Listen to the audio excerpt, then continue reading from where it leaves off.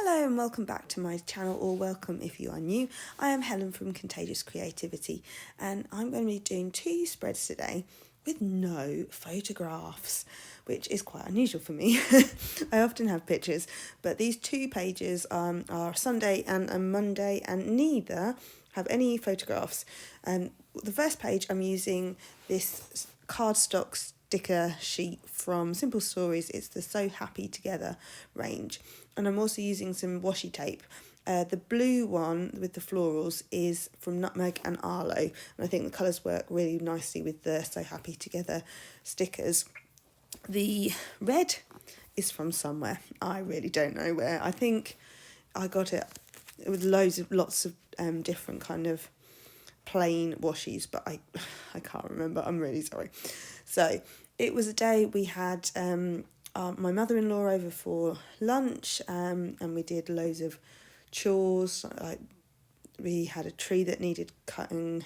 We did all sorts of light bulb changing, boring kind of homey stuff, but it was a really nice family day.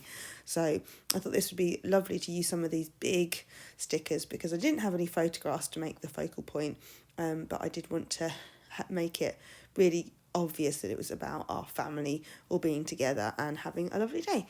And we were so happy together, so I wanted to use that bit there.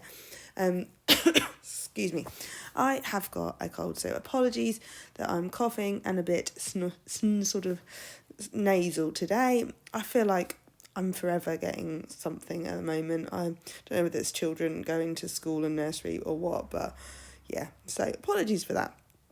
I am just popping the day here. I thought it'd be nice to overlap it over those florals in the corner.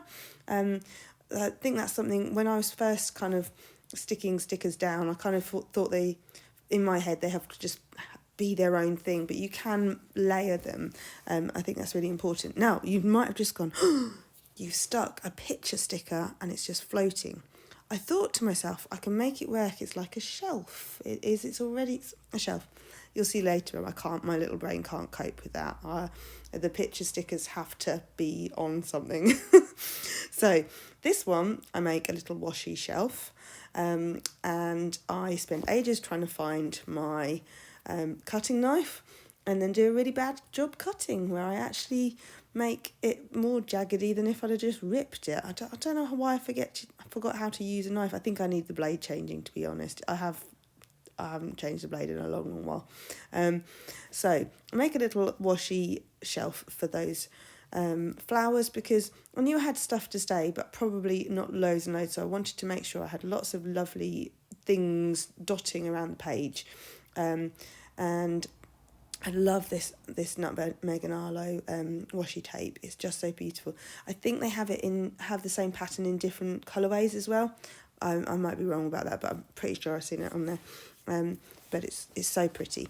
So I wanted a bit more of that in the top corner there. You'll notice I haven't still stuck that sticker down. I do have I don't quite trust that I'm going to be they're going to really want it to stay there, so I didn't quite stick it down. See, I told you, couldn't cope with that floating picture sticker.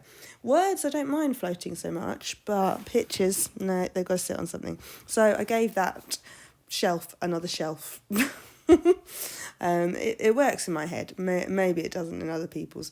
Then I thought I would use these hearts to sort of cascade down the side at jaunty angles, because I just thought it needed something. I often talk about the way I like my words not to look like they're going to fall off the page. Something about holding them in, maybe, I don't know. There are more florals because why not? Why not more florals?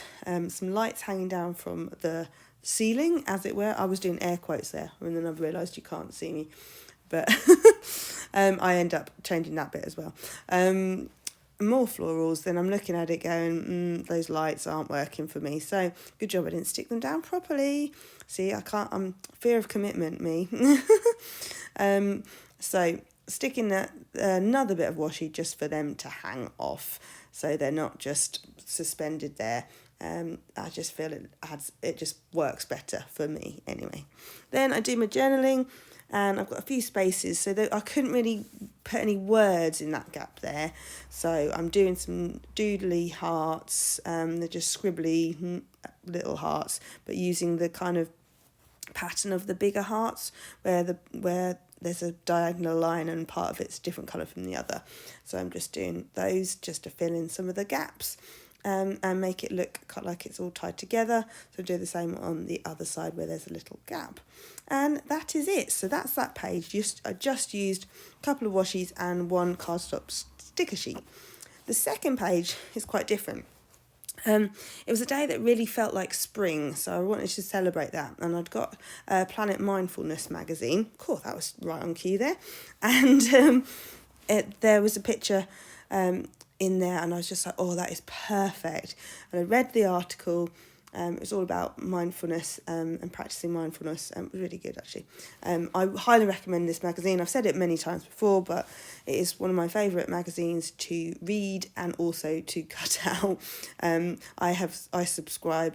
been subscribed for over a year now. I think I picked up the first it's not been around for very long. Picked up the first issue in Tesco's, I think, and sort of fell in love and then got a subscription quite quickly. Oh, I stick that down wrong and have to pull it all back up. I didn't realise it was a bit wonky and didn't fit on the side of the page. So in the book, no, not the book, in the magazine, there was words in between these, and it kind of made sense that I would do my journaling similarly. So I like to use magazine images because there's just so many beautiful ones, and if you don't use them, then they just go in the recycle bin. So I do try to use them, and I definitely think Planet Mindfulness and Breathe are my two favourite for the illustrations. I don't tend to use pictures of real life things. I'm just rubbing that to try and get rid of some of the creases.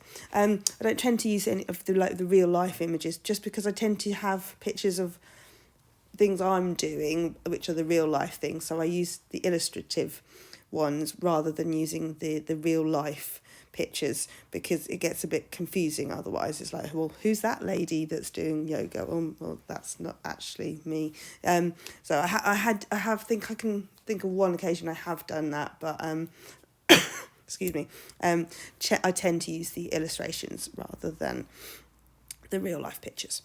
I think you get my point. Sorry, I am rabbiting.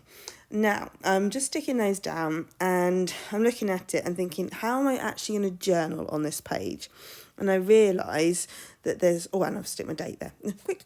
It's a bit wonky because I had terrible trouble with my cutting machine, and it was cutting awfully, but I'm just using them up even though they're not perfect. So then, yes, thinking about where I'm going to journal, and I realise it's going to probably look a bit bitty if I try and journal in that space that I'm just trying to fill now. So I found some more of the blossom in the magazine, and I'm just cutting it out and trying to make it look more bushy, I suppose you could say. And if I line those up, they can look like they're sort of from the same branch, is what I figure out. And it just fills in that gap, excuse me, and means I can just journal underneath. Because it was a Monday, my eldest was in school and my younger one was in nursery, so I did just stuff. I did bits and bobs, and there wasn't anything particularly noteworthy, so I didn't have loads to write about. So there you go, I've done my writing now, and I am now going to add some silver stars. So I just use my tiny star punch, and I'm just popping those in for a little bit of something else, a little bit of sparkle. There's something magical about spring, the way nobody says to the trees, get your blossom ready, come on, it's time to get that sorted. They just do it. It's amazing. Excuse me. So I wanted that kind of magical feel, and I thought these silver stars would go nicely. I went with silver because I think it looks nice with the pale pink rather than gold, or I could have done a different colour, I suppose, but I thought the silver went nicely with the pale pink. And I'm dotting them out around in sort of a random-ish way, it's really hard to dot things around randomly and still make them look nice. But hopefully I've done a nice enough job there, just popping them around the beautiful blossom. We've got a blossom on the tree out in our back garden, and the wind blew some of it off the other day, and my youngest Meredith was so sad that it had been blown on the floor. She was like, it looked so pretty. But there will be more, because spring is on its way, thank goodness. So there we go, that's that. Oh no, one more. Yeah, there's a tiny gap. Can't have a tiny gap, can we? And those will be saved for another day. And so that's what it looks like. Really easy, really simple to do. But I hope it's given you an idea to look through some magazines and see what you like and what appeals to you. So 2 pages, neither with photographs, but hopefully they've given you some ideas. I hope you're having a lovely day, whatever you are up to, and I hope you have a lovely rest of your week, or although it's coming out on a Saturday, so have a lovely Sunday after this. Thanks ever so much for watching, and I will see you in my next one. Remember, creativity is contagious. Pass it on. I'll see you in the next one. Bye.